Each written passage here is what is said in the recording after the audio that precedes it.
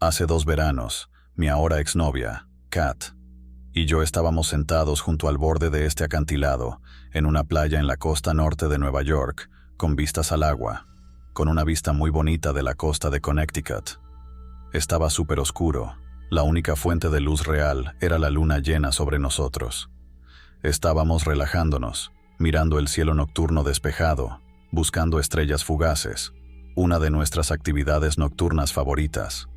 La única razón por la que siempre íbamos a esta playa, especialmente en la parte en la que estábamos, era porque nadie iba allí.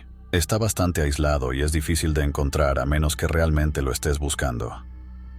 Tienes que caminar por un sendero durante unos 10 minutos antes de que se abra una pequeña área libre de árboles sobre la parte principal de la playa. Era un pequeño lugar para fumar en paz. Nos lo estábamos pasando bien, hablando de estupideces y simplemente pasando el rato. Entonces escuché este murmullo, seguido de ramitas rompiéndose detrás de nosotros. Levanté el dedo índice para indicarle a Kat, mi novia, que se callara, y me di la vuelta y miré entre los árboles durante aproximadamente 1 minuto. Pero no hubo nada. Fue un poco extraño porque era alrededor de la 1 a.m., pero pensé que tal vez se trataba de otras personas explorando los senderos. No es gran cosa, ¿verdad? Luego lo escuché de nuevo, el mismo murmullo seguido de ramitas rompiéndose, esta vez más cerca. Rápidamente me volví y había un tipo parado justo en el borde de la línea de árboles, que estaba a unos 3 metros de nosotros. Tenía el pelo largo y oscuro, no llevaba camisa ni zapatos, solo vaqueros, y un extraño collar de aspecto tribal. Estaba tan oscuro y su cabello era tan largo y espeso que cubría su rostro, por lo que realmente no podía distinguir ningún rasgo distintivo. Estaba como susurrando, pero era una noche muy tranquila. No había viento ni olas rompiendo debajo de nosotros. Su voz hizo que se me erizaran los pelos. Era muy monótono, pero suave, y hablaba francés. No hablo francés con fluidez, pero lo entiendo bastante debido a que pasé 10 años de mi vida en la frontera sureste de Inglaterra, justo al lado del Eurotúnel. Así que aprendí algo en la escuela, y también tuve que lidiar con muchos turistas franceses cuando trabajaba en una tienda de pescado y patatas fritas. Estoy bastante seguro de que dijo algo que se podría traducir como ¿tienes miedo a la muerte? Quizás no lo escuché bien. Para entonces ya habían pasado casi 4 años desde que regresé a Nueva York. Entonces respondí preguntando en francés. ¿Qué? De nuevo en francés pregunta. ¿Tienes miedo a la muerte? No. Definitivamente lo escuché correctamente. Me puse de pie, frente a él. Mis ojos se acostumbraron un poco a la oscuridad detrás de él, donde vi a 2 personas más a cada lado de él. Una chica con una especie de vestido blanco, cliché, lo sé, y otro tipo sin camisa un poco más lejos. Atrás. Estaban ahí parados. No dije nada. Simplemente me agaché junto a Kat, que había permanecido en silencio todo el tiempo, manteniendo mis ojos fijos en estos bichos raros, agarrando su mano, poniéndola de pie, y lentamente nos dirigimos hacia una parte mucho menos empinada del acantilado, donde pudimos bajar con cuidado hacia el área principal donde había estacionado mi auto, evitando el sendero, mientras miraba constantemente por encima del hombro. Estaba visiblemente conmocionado por toda la terrible experiencia. No soy un tipo pequeño, mido 6 pies 4, pero mi novia medía alrededor de 4 pies 11, una pequeña latina, y yo había dejado mi cuchillo en casa, así que no iba a correr ningún riesgo. Kat seguía preguntándome qué estaba diciendo el chico, pero no quería asustarla demasiado, así que simplemente le dije que no lo sabía y que probablemente solo eran turistas pidiendo direcciones o algo así. Ella no se lo creía, pero finalmente se lo creyó una vez que subimos al auto. Más tarde investigué un poco en esa área y descubrí que solo 5 años antes había informes de actividades ilícitas y extrañas que ocurrían allí en nombre de un culto pagano autoproclamado, centrándose en prácticas druidas extrañas que se originaban desde Francia. Agradezco no haberme tomado el tiempo para responder sinceramente a la pregunta de ese hombre de habla francesa.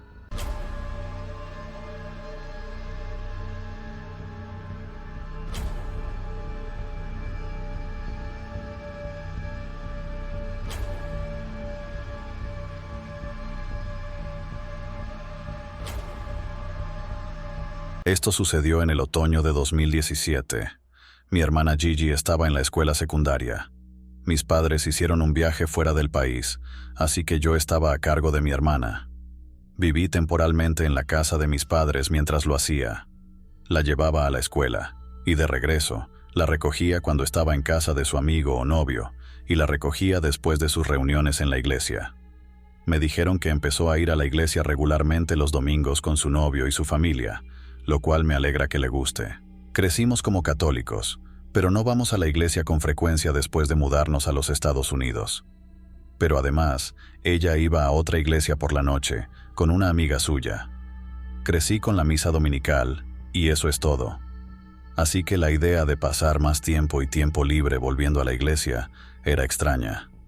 Pero si ella quería crecer como una persona súper religiosa, ¿quién soy yo para detenerla? El lunes fue a la escuela y salió con su novio. La recogí en casa de su novio, no es gran cosa. El martes fue a la iglesia nocturna después de la escuela con su amiga. Me dijeron que la mamá de su amiga los llevaría. Se suponía que debía estar en casa a las 9 p.m. Llegó un poco tarde, alrededor de las 9:40. Le pregunté por qué, y me dijo que se estaban preparando para un retiro ese sábado. Parecía una buena excusa y confié en ella, así que no fue gran cosa. De miércoles a jueves, mayoritariamente normal. Un día ella volvió a casa después de la escuela y salimos. Otro día estaba saliendo con amigos.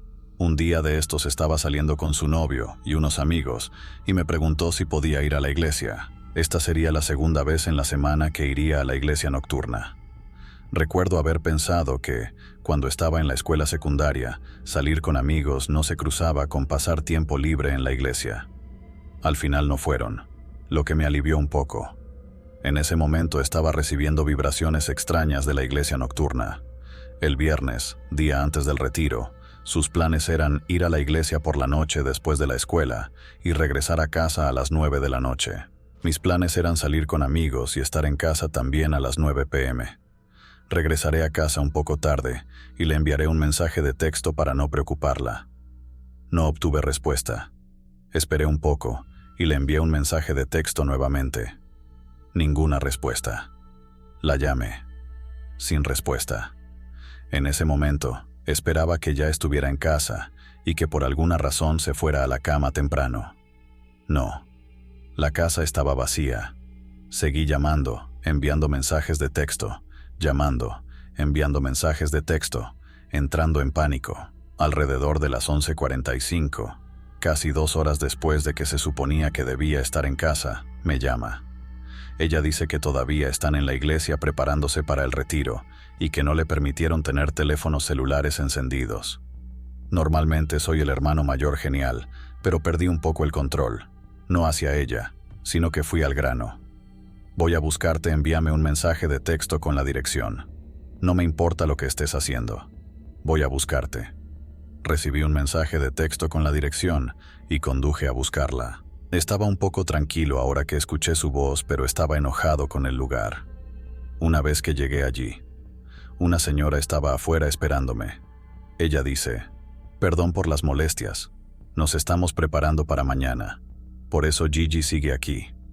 No, está bien. Solo estoy a cargo de Gigi durante la semana, y nuestros padres querían que Gigi estuviera en casa a las 9 p.m. todos los días. Entonces, ¿puedes ir a buscarla, por favor? Bueno, Gigi no puede salir ahora. El sermón, o lo que sea que ella haya dicho, aún no ha terminado. En este punto, perdí la paciencia que me quedaba. Sacas a Gigi ahora mismo, o llamaré a la policía por secuestro. Soy tutor legal, y ella tiene menos de 18 años. No conozco bien la ley, pero eso fue lo que dije. Esto encendió una luz bajo sus pies. La señora comenzó a caminar hacia adentro, y me invitó a entrar. ¿Quieres venir? ¿Entras? De nada. Solo ve a buscar a mi hermana. La señora entra, y un momento después, mi hermana y la señora salen. La señora le está dando a mi hermana algunos documentos, una camisa y algo de información sobre el retiro de mañana, en el viaje en auto a casa. Estoy tratando de elegir mis palabras con cuidado cuando mi hermana me dice: «No quiero ir a ese retiro mañana. ¿Puedo quedarme en casa y decir que no me dejas?» Sí. Conviérteme en el malo. No me importa. No tienes que hacer nada que no quieras. Resulta que todo hasta esta noche eran cosas normales de la iglesia. Esta noche subieron a las 11. La gente alrededor estaba gritando y agarrándose, vomitando. Estaban alimentando a la gente con algo que estaba causando esto, y el humo y el aire olían raro, según mi hermana. Seguí preguntándole a mi hermana si le daban de comer algo, pero ella dijo que no. Se suponía que no debían darle nada de comer a mi hermana hasta que ella fuera a su primer retiro. El retiro, que la iglesia nocturna dijo que pagaron por ella. El retiro, haciendo parecer que eran generosos. Se suponía que era una iniciación o compromiso con el lugar. Según una amiga de mi hermana, que ya fue a la iniciación, te dieron algo que te enferma, representa el mal que te abandona, y te sientes mal durante una semana o dos. La gente que estaba allí esa noche daba miedo y no tenía buen aspecto. Leí las cosas que le dieron a mi hermana. Todo material de culto y tonterías. El lugar parecía una casa que también se hizo para que pareciera una pequeña iglesia.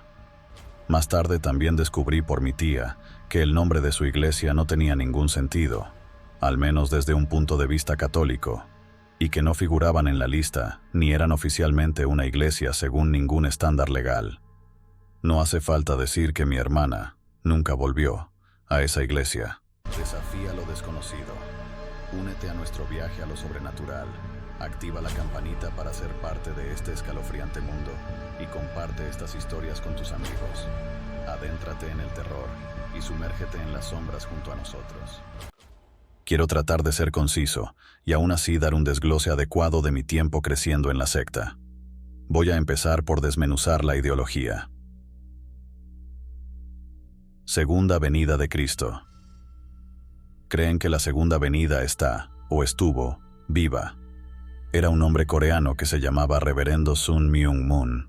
Jesús le dio la misión en una visión cuando tenía 16 años, en la cima de una montaña. Y su propósito es crear un ejemplo de familia ideal, para que todos puedan moldear sus familias a su semejanza y crear un mundo ideal. Restauración de la caída. Jesús perdona tus pecados, pero ¿qué hay de restaurar a la humanidad a lo que era antes de la caída, pagando indemnizaciones espirituales y limpiando a la humanidad de esos pecados en primer lugar? Su idea de indemnización es casi como pagar karma. Puedes pasar por la miseria para pagar por los errores pasados de la humanidad o para asegurarte de que sucedan cosas buenas en el futuro. Puedes pagar la indemnización, por ejemplo, viviendo en una camioneta durante años y años en uno de sus grupos de trabajo, recaudando fondos vendiendo velas o campanillas de viento, a veces más de 14 horas al día. Reveréndate a sí mismo o ahora a tus padres, superando así la tentación de la caída al negar tus deseos y obedecer completamente a la iglesia. En realidad, este es el aspecto más importante de la iglesia, que serás emparejado y bendecido. Su palabra de matrimonio es lo único que eventualmente restaurará a la humanidad. 3. Convertir a otros miembros. 4. Hacer cientos o miles de votos ante una imagen del Reverendo Moon todas las noches durante X días. 5. Tomar duchas frías todos los días durante X días. 6. Ayuno. Puedes beber agua durante un número providencial de días, ya sea 3, 7, 21 o 40. Ahora bien, ten en cuenta que debes hacer un ayuno de 7 días antes de poder casarte. 7. Dar ofrendas monetarias a la iglesia. La iglesia también comenzó a cobrar por la liberación de los antepasados en las últimas 2 décadas. Al igual que los católicos de la vieja escuela, pagas para que saquen a tu querido abuelo de los abismos del infierno. Como la iglesia es coreana, tienen un profundo resentimiento hacia los japoneses, y la liberación de los antepasados puede costar miles de dólares por persona liberada. Para los estadounidenses creo que fue un poco más de 100. 8. Golpéate con cánticos repetitivos en un evento de limpieza espiritual aprobado. 9. O básicamente, negándote cualquier comodidad o necesidad humana durante algún tiempo. Algunos padecen condiciones de privación de sueño. Hay mucho más, pero no puedo seguir. Al crecer en la iglesia, hay innumerables rituales extraños en la iglesia. Como en tu cumpleaños, tú y toda tu familia tienen que levantarse a las 5 a.m. ir al altar del reverendo Moon, decir una oración y ofrecer comida. Cuando el ritual casi termina, el cumpleañero suele tener que tomar la comida y ofrecer un poco a cada uno de los miembros de la familia, y siempre se deja algo en el altar. Hay innumerables historias contadas a la segunda generación o a los niños nacidos de matrimonios aprobados por el reverendo Moon, ya que se supone que nacimos tan puramente como Jesús, sin pecados originales. Historias de miembros que abandonaron la iglesia e inmediatamente fueron atropellados por un autobús, o se prostituyeron y murieron por sobredosis, o se suicidaron por culpa. Ahora coreanos. Corea en la iglesia es vista como la nueva Jerusalén, siendo los coreanos el nuevo pueblo elegido. Todos los líderes de la iglesia son coreanos, a pesar de las fuertes connotaciones de unificación de culturas y religiones del mundo que tiene la religión. A los coreanos a menudo solo se les emparejaba. A ninguno de los hijos de Moon se le permitió casarse con nadie que no fuera un coreano. Los miembros japoneses siempre han sido la fuente de ingresos de la iglesia, culpándolos de pagar más en diezmos y cobrándoles de más por todo. Los estadounidenses también obtuvieron una buena parte de eso. A la iglesia a menudo se le ocurre una nueva ceremonia, como una ceremonia del vino sagrado, donde beber este vino nuevo y bendito, generalmente jugo, te sanará de todos tus pecados, por lo que, por supuesto, tienes que pagar para poder participar. A veces simplemente hacen una gran súplica por dinero extra, como su ofrenda total de vida, que era algo así como: si le pagas a la iglesia 16,000, nunca más tendrías que pagarles por nada, lo cual era mentira. Algunos miembros obtuvieron segundas hipotecas sobre su casa para pagar estas ofertas. Lo diré en respuesta a las personas en este hilo, que preguntaron cómo alguien podía caer en esto y cómo la gente podía permanecer en ello durante tanto tiempo. Sectas como esta nunca lo abordan como: oye, un chico coreano es el Mesías. ¿Quieres unirte? Te llevan a través de pasos, casi como Scientology, pero no tan claramente definidos. La Iglesia de la Unificación andaba por Estados Unidos en los años 70, predicando sobre el amor verdadero y los valores familiares, lo que atraía a muchas personas, especialmente a las personas con creencias cristianas. La iglesia tiene una fuerte influencia cristiana, tanto que el lenguaje es el mismo, pero comenzarán a discutir cosas contigo, como los males en el mundo.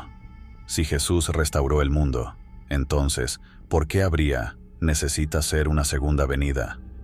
Debemos prepararnos para el próximo Mesías. Un Mesías es exacto lo que necesitamos. ¿De qué otra manera podemos corregir los errores de este mundo? Una vez que los pones a hacer eso, simplemente los bombeas con las mismas cosas religiosas que te hacen sentir bien. Dios es nuestro Padre. Dios está cuidando de ti. Él quiere lo mejor para ti. A Dios le duele cuando no haces lo correcto. Y eventualmente Dios se convierte en una especie de tipo emocionalmente sensible al que tienes que mimar y cuidar. Luego, una vez que tus miembros están entusiasmados, viven en camionetas e intentan reclutar a otras personas. Ahí es cuando empiezas con la mierda más profunda. Ya sabes, el Mesías está aquí. La tensión ha ido aumentando hasta este momento durante literalmente años. Los miembros están muy contentos y no pueden esperar a hacer cualquier cosa que este hombre diga para poder ser como los primeros discípulos de Jesús. No, nadie piensa que es una víctima. Creen que literalmente están salvando el mundo. Atrajo a muchas personas que fueron criadas como cristianas, pero que no estaban satisfechas con la religión de sus padres.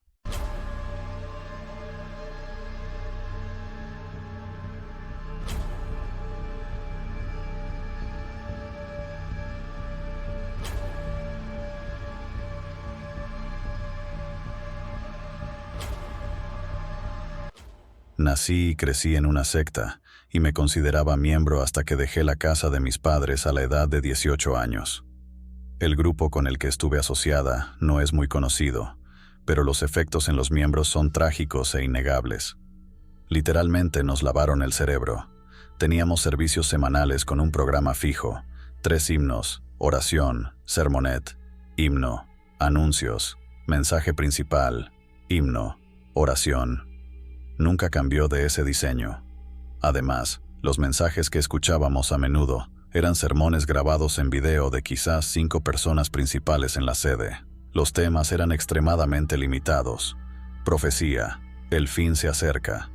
Superación personal, todos ustedes apestan y deberían odiarse a sí mismos. Apartándonos, no hables con gente del mundo, te contaminarán. Había muchas formas en las que indirectamente nos animaban a hacernos daño a nosotros mismos. Mucha gente despreciaba la medicina moderna y sentía que usarla era una forma de alejarse de Dios, abofetearlo y dejarle claro que no era necesario. Conocí personalmente a personas que murieron por su fe, esperando que Dios los sanara. Por otro lado, cuando alguno de los principales dirigentes se enfermaba, era inmediatamente trasladado a recibir atención médica. Controlaron nuestra dieta. Prácticamente éramos kosher, aunque negaban toda influencia o asociación de o con los judíos. Había días de ayuno anuales, y cada vez que los líderes podían provocar suficiente drama entre los miembros, declaraban un ayuno en toda la iglesia para que todos pudiéramos acercarnos a Dios y resolver nuestros problemas. Ayunamos cuando se decía que los ingresos de la iglesia estaban cayendo. Ayunábamos cuando los líderes estaban enfermos. Ayunábamos cuando moría gente. Teníamos nuestros propios ayunos personales por el gusto de hacerlo, o cuando nos sentíamos especialmente culpables y fuera de contacto con Dios. Se animó a los padres a involucrar a sus hijos lo más jóvenes posible. Mis padres me dicen que comencé a observar el ayuno anual cuando tenía 3 años. Recuerdo un año cuando mi hermano tenía 2 o 3 años. En un momento del día, rompió a sollozar porque tenía mucha sed. Y sí, nos abstuvimos de comer y beber. Nos deshidratamos obscenamente cada vez. Mirando hacia atrás, no entiendo cómo un padre puede comportarse de esa manera. Y eran tan negativos en cuanto al sexo, que ni siquiera puedo describirlo. Pasamos tanto tiempo y energía pensando frenéticamente, no puedo pensar en sexo, que eso era todo en lo que pensábamos. Era malvado, sucio, incorrecto y dolería si no estuviéramos casados. Literalmente, acumulé tanto miedo al respecto, que cuando finalmente tuve relaciones sexuales, como adulta soltera, literalmente desarrollé vaginismo, una condición de dolor sexual. La causa mágica, en mi caso, tener tanto miedo de que me doliera, que me dolía, lo que alimentó aún más mi miedo. De hecho, una vez hubo un mensaje completo en el que uno de los líderes abordó el tema. Somos una secta. Y de hecho revisó una lista de verificación con nosotros, y su conclusión que sí, pero que era algo bueno. Deberíamos estar orgullosos, pero no el orgullo como pecado. Deberíamos estar contentos. Tenías que ser bautizado antes de que un ministro se casara contigo. No podías ser bautizado y casarte con alguien que no lo fuera. No podías casarte fuera de la iglesia. Algunos ministros no te bautizarían si pensaran que tu único incentivo es casarte. Hubo numerosos casos de abuso sexual por parte de los líderes, pero siempre tuvimos demasiado miedo para denunciarlo. Siempre nos enseñaron que, de alguna manera, debía haber sido culpa nuestra. Se impusieron los roles de género tradicionales, es decir, las mujeres se quedan en casa, sacan a los bebés, cocinan y limpian. Los hombres debían trabajar y mantener el hogar. Se recomendaba insistentemente tener hijos, y muchos de ellos. Fructificad y multiplicaos, y toda esa mierda. La adopción estaba mal vista, incluso para aquellos que no podían tener sus propios hijos, por lo que muchas familias vivían en la pobreza porque había demasiados niños que cuidar. Dios no permita que alguno de ellos tenga una condición médica que requiera tratamiento constante. Nos asaltaban con regularidad. Lo llamaron diezmo. No solo dimos el 10% de nuestros ingresos totales, sino que también debíamos reservar un segundo 10% para usarlo en una especie de convención religiosa de 7 días cada año. Y cada 3 años daríamos un 10% adicional a la iglesia. Imagínese perder el 20% de sus ingresos cada año y el 30% cada 3 años. Para empezar, imagina ser pobre. Imagínese que le digan que es pobre porque literalmente le ha estado robando a Dios al no pagar diligentemente sus diezmos. Desafía lo desconocido. Únete a nuestro viaje a lo sobrenatural. Activa la campanita para ser parte de este escalofriante mundo y comparte estas historias con tus amigos. Adéntrate en el terror y sumérgete en las sombras junto a nosotros. Yo era un estudiante de intercambio de Malasia y me colocaron en Missouri en 2006. Eran una familia de 4, hijo e hija, y vivían en algún lugar cerca de Webster Groves. Parecían agradables, cálidos y acogedores, pero todo era una fachada, porque intentaban ganarse mi confianza. Venir de un país donde todos los vecinos practican 1.000.000 de religiones diferentes, te desensibilizaría o te haría muy consciente. Yo era el último. La primera semana estuvo bien, pero a veces me levantaba un poco temprano y los encontraba reunidos en la cocina en círculo alrededor de la mesa, murmurando y susurrando. Se detendrían tan pronto como entrara. Fue muy desconcertante, pero lo descarté pensando que era una peculiaridad estadounidense. Durante la segunda y tercera semana empeoró. El niño no me tocaría porque nací del exterior, sus palabras. Y la niña me tenía miedo porque le hablaba al padre mirándolo a los ojos. Empecé a insistirle en busca de respuestas cada vez que pequeñas cosas que hacía, que por cierto son normales, como leer antes de acostarse, hablar directamente con los padres, comer un sándwich, me provocaban pequeños errores e hiperventilación. Ella me dijo que tengo residuos de maldad y que me voy al infierno. Ella me habló de una limpieza y un lavado de oración diario. Los he visto cantar los mismos himnos una y otra vez, recitando los mismos versos de diferentes maneras, y realmente me asustó. No fui estúpido. Me di cuenta de que estaba en una secta cuando me llevaron a la iglesia. Me obligaron a sentarme al frente, y el pastor dirigía el servicio específicamente para mí. Me di cuenta cuando miré a mi alrededor, y vi que todos parecían como si estuviera en una película de terror. Estrellas silenciosas y con los ojos muy abiertos. Hombres y mujeres estaban separados. La gente llevaba cintas de diferentes colores en las muñecas, y los niños parecían atormentados, o simplemente asustados. Nadie me habló, ni siquiera se acercó a mí. Fui allí 2 veces. La escuela estaba en vacaciones, así que tuve que quedarme con ellos. Sucedieron muchas cosas extrañas, pero ninguna fue tan mala como despertarme en medio de la noche y encontrar a la madre sentada al lado de mi cama, recitando versículos de la Biblia en el descanso. Ella se detenía y se alejaba en silencio. La familia empezó a tratarme mal después de eso. Me castigaron por estar fuera de lugar, sin cena, encerrado hasta la mañana, nada de bebidas dulces. Tuve que cubrirme con blusas de manga larga, pantalones largos o falda, etc. Creo que solo duré porque tenía curiosidad. Probablemente pensaron que, dado que soy del sudeste asiático, debo ser bastante crédulo e ingenuo. Intentaron lavarme el cerebro sobre lo pecador que era, lo perdido que estaba, cómo el mundo se acabará y seré arrastrado al infierno a menos que acepte sus enseñanzas. Estuve allí durante 1 mes antes de que el coordinador de nuestro capítulo viniera de visita. Le conté todo, fuera de casa naturalmente, y salí con ella inmediatamente.